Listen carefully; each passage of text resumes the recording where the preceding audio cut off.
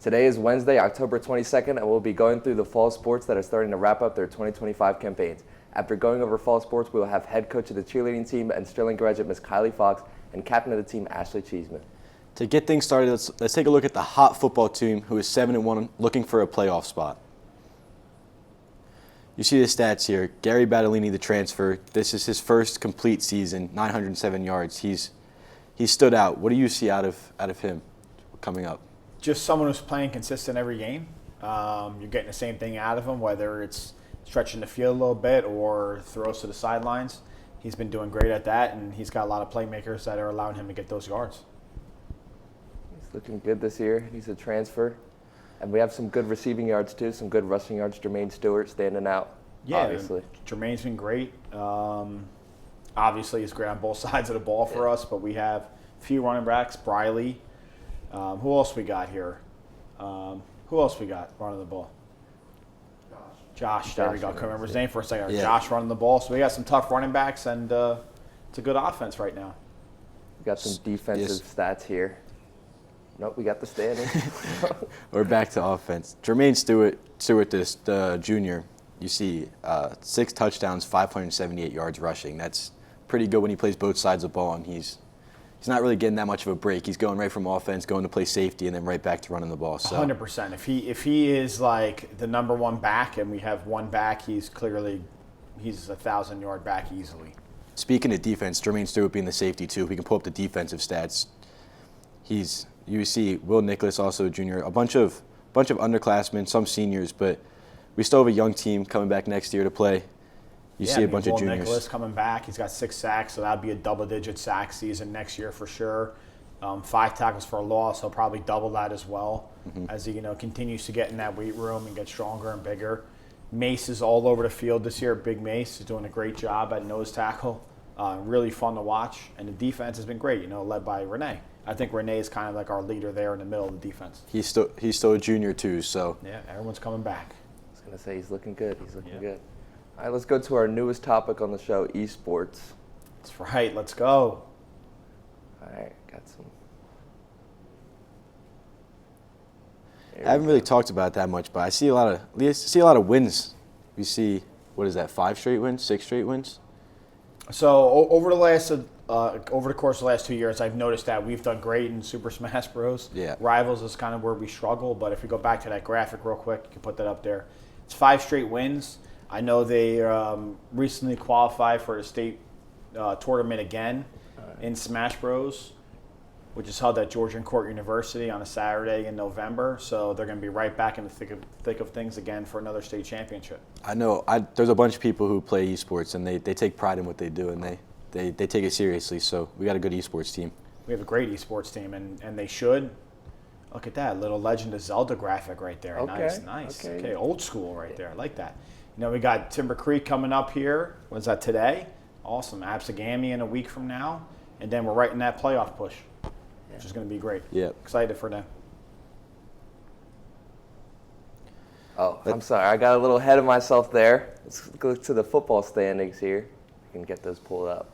We didn't get the football I was excited about standings. esports. Okay. That's on me. Okay. You see, we're number 1, 7-1, 5-0 in the division. How are we looking? So the division right now, obviously 5-0 means that we're right in the mix for that championship. Essentially, we kind of secured it with that win against Clayton, but we still have one more division game this Friday night against Haddon Township, which is going to be played at Bishop Eustace High School. So once we take care of that, we'll wrap up the Rural Division for the West Jersey Football League, and that will be just a fantastic accomplishment for the entire team. Yeah, I know they're looking for that playoff spot. They're pushing to try to get in that last seed. So what I do is when we're in like that 19th, 18th seed, I schedule a what do we call a consolation game in case we don't get in, because there's always that chance we don't get in. So right now that game is scheduled for Thursday next week against Holy Cross at Holy Cross. Gladly I'll be very happy if I can delete that game and put a playoff game in there. I'm hoping for a Halloween playoff game on Friday. Yeah, that would be. We have the standings too to see how close we are to getting in. Yeah, right there at 19. There's a lot of competitive games this weekend. I know Overbrook has West Stefford. It's a tough matchup for them. I think Eastside has a bye week, Spotswood, who's kind of like in the same spot we are. They're 7-1. Probably don't play the best competitions, why we're kind of similar to each other. But look, we're right there. A couple things happen our way, and we take care of business. Who knows what can happen? Hopefully we push that 16th seed and make it in. Let's get in. It's got to be Overbrook, right? Can't lose to Overbrook. That's rule number one, right? Can't lose to Overbrook. Number one. That's rule number one here. All right, let's switch over to the girls volleyball team, who are absolutely on fire right now. They're 7-1 in October and winners of 7 in a row. Oh, it's been great. That's crazy. Great. Look at that. Shawnee beating Shawnee. Yeah. Right, Camden. A nice win against Camden and the Cherry Hill West the other day, which was their senior day, which took care of business there, which was nice. And then we have Winslow coming up here for senior night, which is tomorrow. So that will be on Channel 19 live stream. So we're excited for that. We got PVI, we got Ren Valley, we got some good schools coming. Yeah, PVI is very good. We played them already, and they're a really good team. That Rancocas Valley match is not happening. So they had to cancel, so that's not on our schedule right now. So once we get to PVI, we'll start pushing for the playoffs and start worrying about that at that point. How hard is it for a team to go or win 7 straight in the month? I mean, I'm not surprised by it, knowing the kids that we have and the team that we have and the coach that we have. So is it hard? Probably. But to me, is it surprising? Not at all. It's a good group. We could take a look at the stats, speaking of the good group. Ariane Margarine, 187 kills and 189 digs. That's insane to me. Yeah, I guess that's just okay. I mean, whatever. I mean, 187 kills in the season so far is incredible. You're pushing over 200. I think we recognize the athletes for volleyball at 500 kills. Yeah. So, I mean, in 3 seasons, because she didn't come here her freshman year, she's going to be pushing to be on that board up there, which is awesome for her. And we still have Abby, who does a fantastic job. Skylar, who sets everybody up, 216 assists. It's like nuts. These stats are incredible. I believe Ariana was a female athlete of the year last year at the varsity awards. Well, she was this fall female athlete. Yeah, well deserved. I mean, under the radar. Not many people knew who she was as of last year, but this year, her name's out there. They're hot right now. We can take a look at the conference standings and see where we stand in it. You see, we're in the 4th place, but I see really good teams that we're with. Cherry Hill West, Shawnee, Seneca, Morristown, PVI. Those are big name schools around us. In terms of population, these schools, these are Group 4, Group 3, Group 4, and Group 5 schools in terms of volleyball and student population. So we're a Group 2 school, and they've been playing great. Very proud of them. I have no doubt to pull it out. Ariana takes after me, I would say. I would say you guys are extremely similar. Yeah. Like it's like watching the same kind of player both in the fall and the spring. It's like a mirror. It's a mirror image. Yep, I would agree. Yeah. We could take a look at the PowerPoints too to see where they're standing. 7th place. I'm pretty sure that's a home playoff game. Yeah, right? It's a home playoff game. That would seat us right now with Manchester Township, so they would be coming here.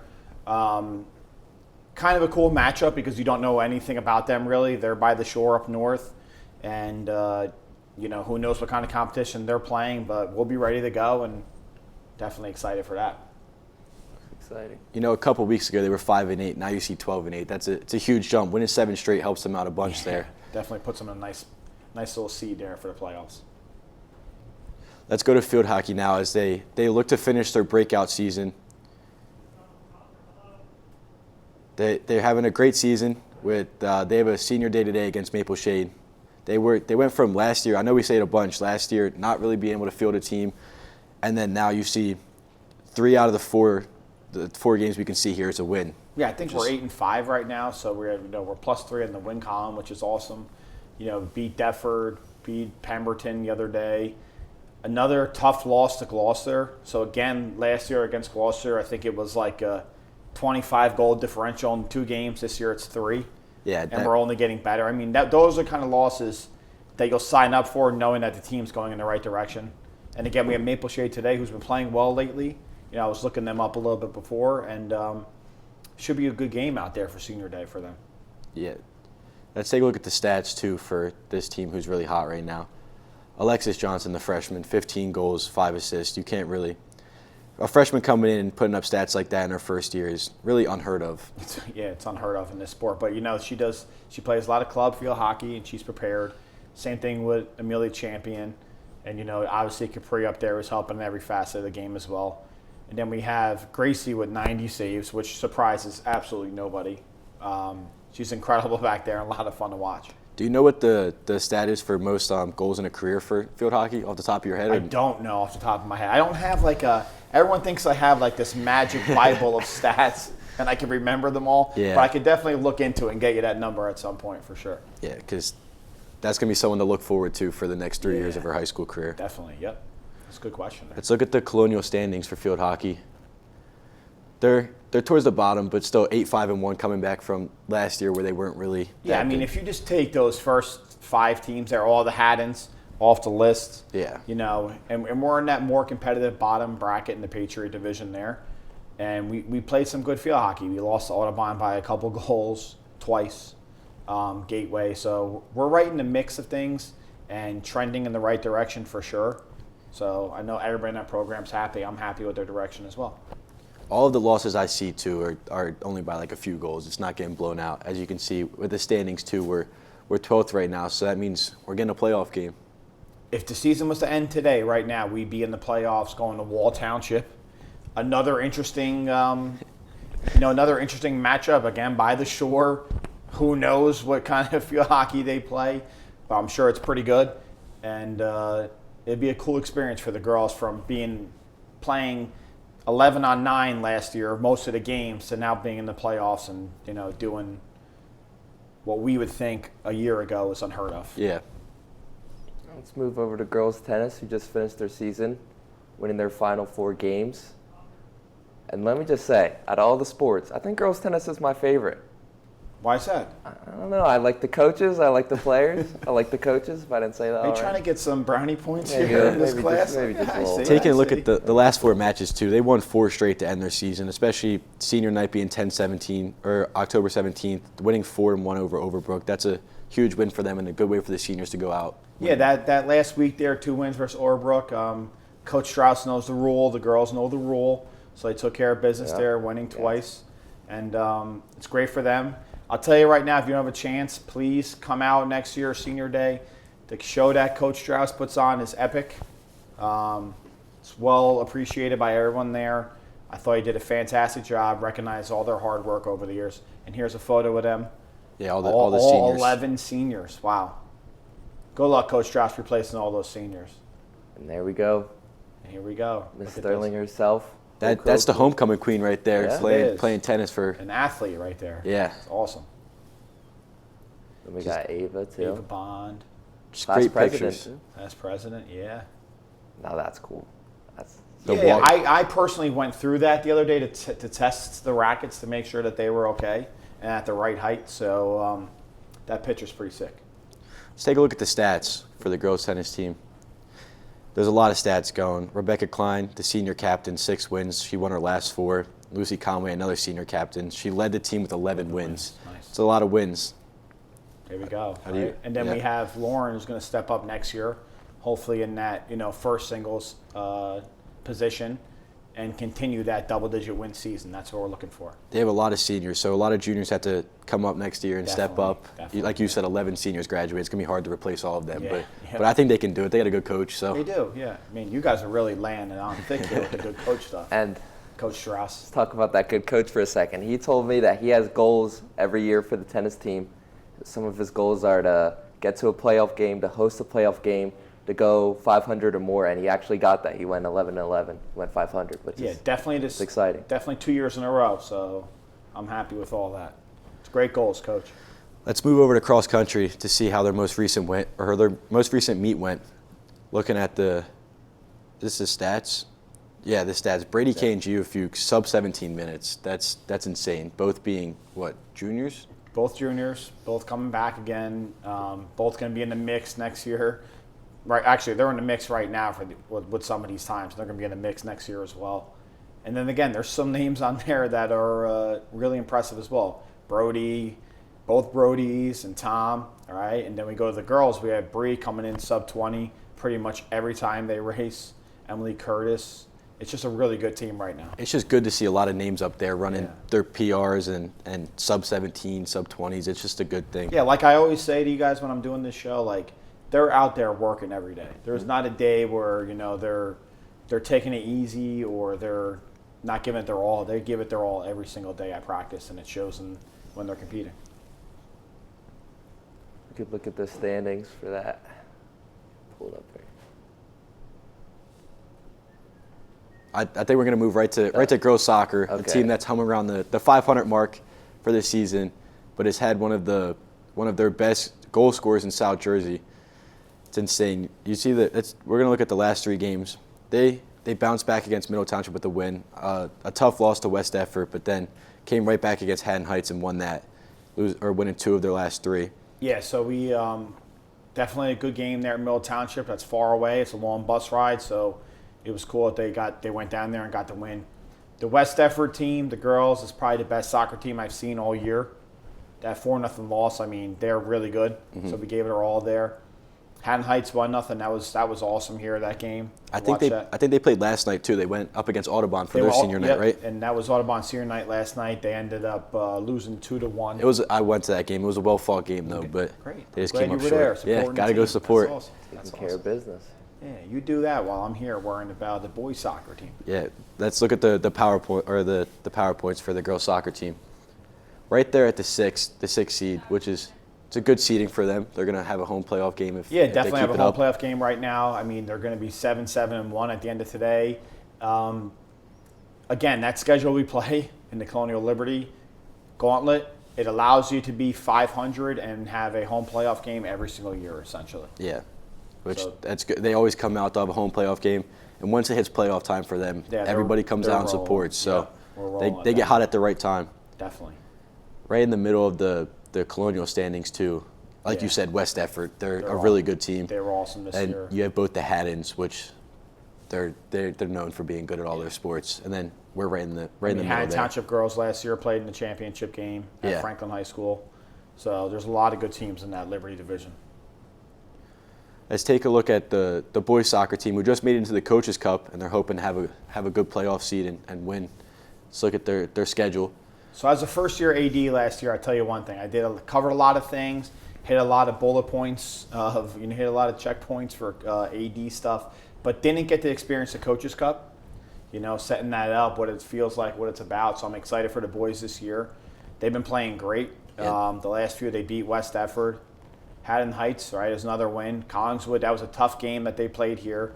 They beat Triton last night 4-1, so it was a good game for them on senior night. Their senior night. We had a lot of contributing seniors in that game. I want to say the 20-something kids played in the game. All the seniors played a lot, contributed. Nick Police got a goal. Aiden Gates was playing in goalie yesterday. It was a great game.